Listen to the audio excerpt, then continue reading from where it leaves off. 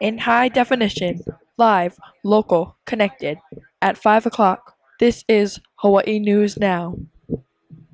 Good afternoon and welcome to Hawaii News Now. My name is Noah Goss. Today we'll be providing you information on the shooting incident at Ferguson, where the community is heavily rebelling the outcome of the shooting of an unarmed teenage African American boy named Michael Brown. His shooter, Darren Wilson, is a white police officer working in Ferguson and shot Brown because he feared for his own safety. According to the official police report and witnesses, Brown was unarmed, but there was a struggle between the two for Wilson's gun. Now on to our reporter, Heaven Wong, who is at Panoa School, asking for people's opinion on the Ferguson case. Hawaii News Now is able to interview Punahou student Noah Williams, who has very strong opinions on the subject. So Noah, why do you think the Ferguson shooting has become a national matter? I think because it was like so broadcast to everyone, and like that was such a blatant showing of a crime that was like really confusing. So I think that really fueled the fire, and people like trying to work out how it happened and like what underlying matters were like a part of it or like caused it. So how do you personally feel about what's going on in Ferguson? Personally, I'm like not too comfortable with holding like a really strong opinion on it, mainly because there's so many variables to it that it's hard to really have like an objective opinion that's not swayed by like, oh, Mike Brown got shot and it was racist, or like Darren Wilson was acting in self-defense. Like it's hard to have like a clear-cut opinion just because there's so much going on about it. So do you support the way that protesters are handling the grand jury's verdict? Mainly not, just because a lot of the businesses that were getting like looted and destroyed were like black owned, and I think that's really counterproductive if you're trying to change the system, like to just destroy it. So I think that the way that the protesters were handling it, like it definitely shows how upset they are, but it's not a very effective way to do it. Okay, so after the whole incident eventually dies down, do you think that America will change? More than likely not. I mean, I feel like it would definitely take something like less destructive than that to really change anything. Because I mean, this has really been like a peak for like rioting due to like a racial issue, like within the past couple of years. So I think it would have to be something a lot more peaceful before anything actually changed. So thank you for your time, Noah. Back to you, Bennett. Thank you, Evan, for the student interview. Now on to Jungkyu with the teacher-based interview. All right, thanks, Bennett. I'm here in a classroom with Mr. Stock. What's your opinion on the Ferguson incident? In what respect? The verdict or the way people are reacting? Well, let's start with the verdict.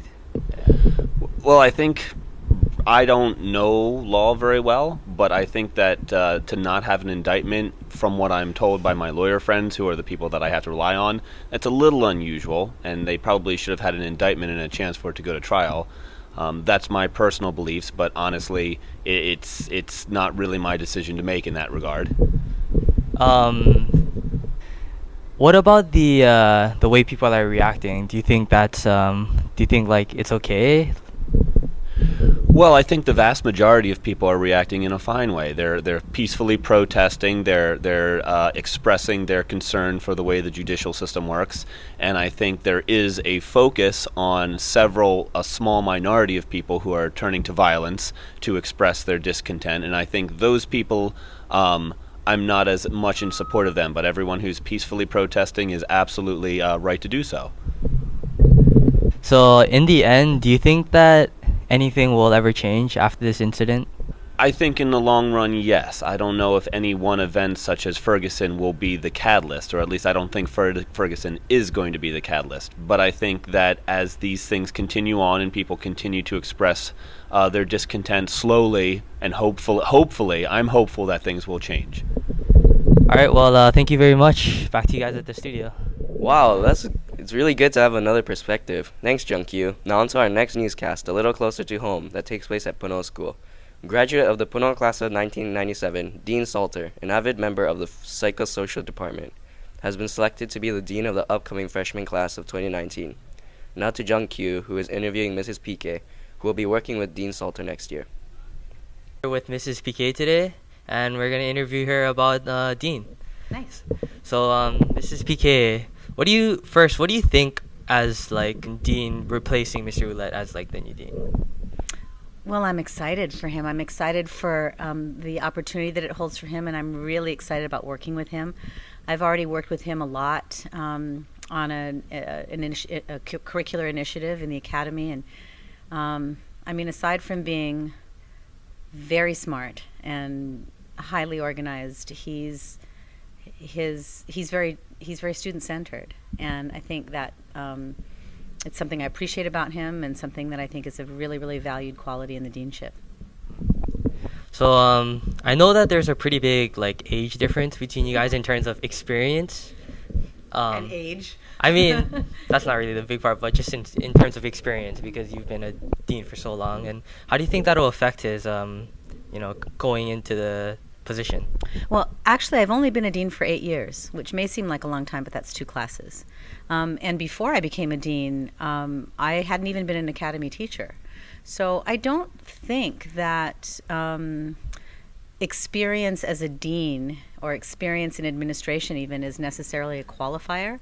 The qualifiers are how you feel about working with kids and how you work with kids and how you work with the people around you, because the dean is sort of a hub. Maybe students don't realize it, but deans work with so many different people around the campus, actually, around the care of kids. So I think that Dean Salter has the capability of, I mean, that's been tested. He's able to do that. And it doesn't really have anything to do with actually having experience as a dean.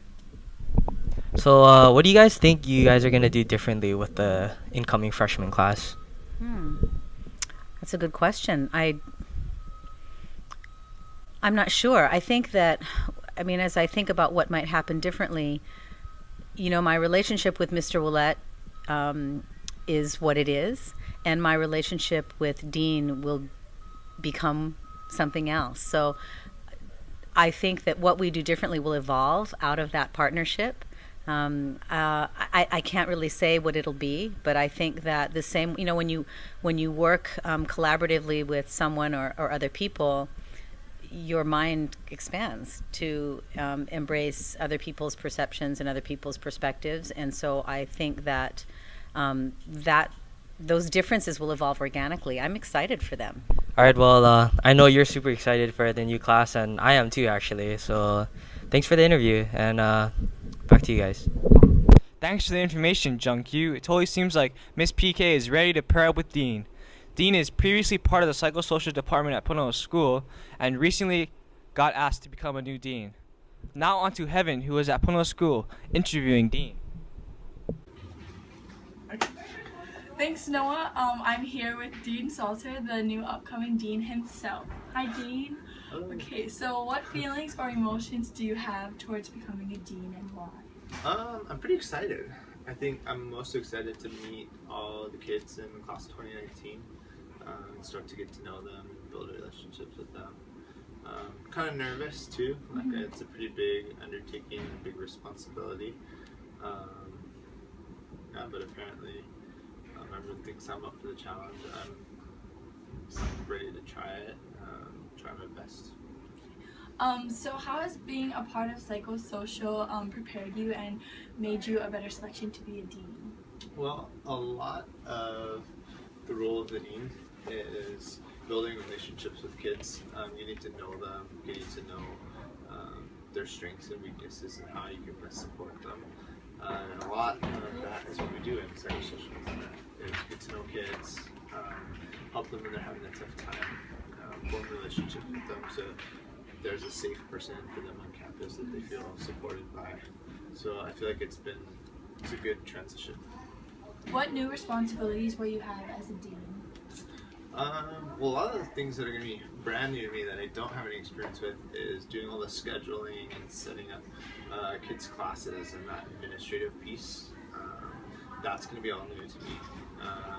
And then I'm going to be much more involved with parents than I have been in the past, which I have some experience with, but in comparison to my role in the psychosocial department, there's going to be a lot more involvement with parents and a lot more public speaking and things like that.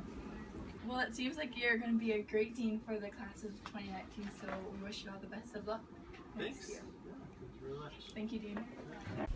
Thank you, Evan. It seems like the whole school is excited for Dean Salter to become the dean next year. Hopefully, Mrs. PK and Dean can do the same great things they did for the class of 2015 as for the incoming freshman class. As for Ferguson, hopefully the situation settles and the peace is restored. Thank you for tuning in, and see you next time.